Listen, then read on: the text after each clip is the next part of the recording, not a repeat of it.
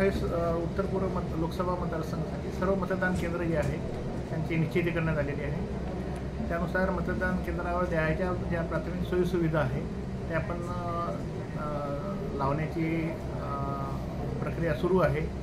त्याचबरोबर या मतदारसंघामध्ये उमेदवारांचे जे नॉमिनेशन्स फॉर्म्स होते त्याची छाननी प्रक्रिया पूर्ण होऊन त्यांचे मतपत्रिका पण छापून तयार झालेले आहेत, त्या पण प्राप्त झालेल्या आहेत। एकूण 19 उमेदवार आहेत आणि आज जे आहे आज उमेदवारांचं जे आहे सेकंड EVM रँडमायझेशन जे आहे त्याची प्रक्रिया आज करण्यात आलेली आहे, जेणेकरून कोणत्या मतदान केंद्रावर कोणती कंट्रोल युनिट, कोणतं बॅलेट युनिट व कोणतं VVPAT जाणार आहे याची आज निश्चिती करण्यात आलेली आहे आणि त्याच्या याद्या ज्या आहेत प्रत्येक उमेदवार यांना ते देण्यात आलेले आहे।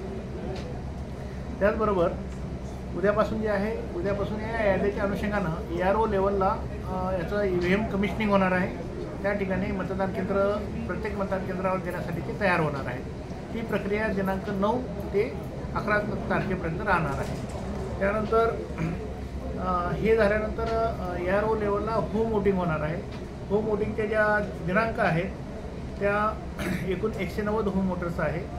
तर दिनांक 10 आणि 15 तारखेला मुलुंडला, 156 विक्रोळीला 10 तारीख आणि 13 तारीख, 157ला भांडुपला 12 तारीख आणि 16 तारीख आहे, 169 घाटकोपरला 13 तारीख आणि 16 तारीख आहे, 170ला 13 तारीख आणि 16 तारीख आहे, 171 मानखुर्दला 13 तारीख आणि 16 तारीख। या पद्धतीने होम मीटिंगचे जे आहे ते विजिट्स ठरलेले आहेत आणि त्याची पण प्रत जी आहे ती आज आपण निवडणूक उमेदवार आणि त्यांच्या प्रतिनिधीला दिलेली आहे। त्याचबरोबर निवडणूक प्रक्रियेमध्ये जे सहभाग घेतात, जे कर्मचारी त्यांना आपण ड्युटी लावतो त्यांच्यासाठी आपण वोटर फॅसिलिटेशन सेंटर पण स्थापन करत आहे।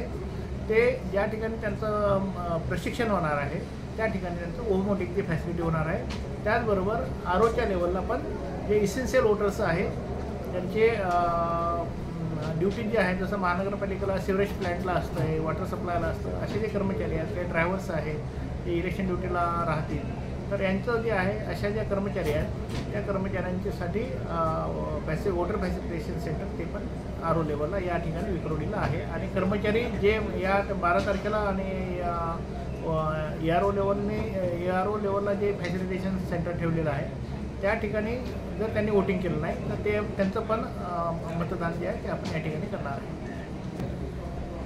आपण मीडिया सेंटर आपण या ठिकाणी स्थापन करणार आहे। मीडिया सेंटर स्थापन करून पत्रकार आणि जे लोकप्रतिनिधी आहेत त्यांना माहिती द्यायची आहे, मतदानाची माहिती आहे ती आपण उपलब्ध करून देणार आहे। आणि तसंच या निवडणुका निर्भय आणि निष्पक्ष वातावरणात हे व्हाव्यात, पार पाडाव्यात या अनुषंगाने आम्ही सर्व उमेदवार आणि त्याचे प्रतिनिधी जे आहेत आणि राजकीय पक्ष आहेत त्यांना पण आम्ही आवाहन केलेलं आहे। सिटीजन आहे, सिनियर सिटीजनसाठी आपण काय करतोय, आपण होम वोटिंगची व्यवस्था ज्यांनी सांगितलं की आमच्या घरी येऊन मतदान पथकाने यावं त्या ठिकाणी आपण मतदान पथक पाठवत आहे। आणि ज्या सिनियर सिटीजननी सांगितलं आहे की आम्ही स्वतःहून मतदान केंद्राला येणार त्या ठिकाणी आपण त्याच्या याच्याप्रमाणे करणार। मात्र ज्या कोणाला जर व्हेकल लागत असेल मतदानाच्या दिवशी सिनियर सिटीजन किंवा अपंग यांना मतदारांना तर आपण व्हेकल प्रोव्हाइड करण्याची पण आपण व्यवस्था केलेली आहे। आपण विचारणार तुम्ही सांगितलं मतदारांना आणि जे उमेदवार आहेत निवडणूक रिंगणात तर त्यांना आपण भयमुक्त वातावरणामध्ये निष्पक्षपणे मतदान करण्यासाठी कशाप्रकारे आवाहन करणार?